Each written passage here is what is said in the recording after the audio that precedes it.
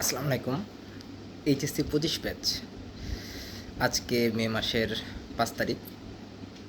ইনশাল্লাহ আগামী জুন মাসের 26 তারিখ তোমাদের এইচএসসি পরীক্ষা শুরু হতে যাচ্ছে।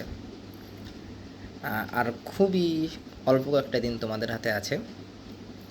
যার যেরকম প্রিপারেশন হোক না কেন, ওভারঅল 25-এর যত স্টুডেন্ট আছো আমার, অনলাইন অফলাইন, সবার জন্য আমার বর্তমানে সাজেশন হবে ফিজিক্স, কেমিস্ট্রি, বায়োলজি সহ প্রতিটা সাবজেক্টই তোমরা টেস্ট পেপারগুলো ভালোভাবে সলভ করো।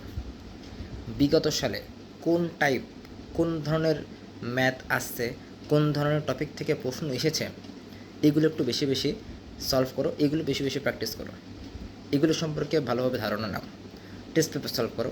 এবং কেমিস্ট্রি, ফিজিক্স, বায়োলজি, যেহেতু আমি এই তিনটা নিয়ে কাজ করি মেডিকেলে, কেমিস্ট্রি তোমার হাজারি স্যার, ফিজিক্স তোমার Isak sir, biology Ajmal sir, অথবা যে রাইটারের বই সলভ করো না কেন, বই পড়ে থাকো না কেন, অনুশীলনীর প্রশ্ন এবং বিগত বোর্ডের সকল এমসিকিউ প্রশ্ন হাজারি স্যারের বইয়ের পিছন থেকে, ইসাক স্যারের বইয়ের পিছন থেকে, আজমল স্যারের বইয়ের পিছন থেকে বা হাসান স্যারের বইয়ের পিছন থেকে সুন্দর করে সলভ করে ফেলো।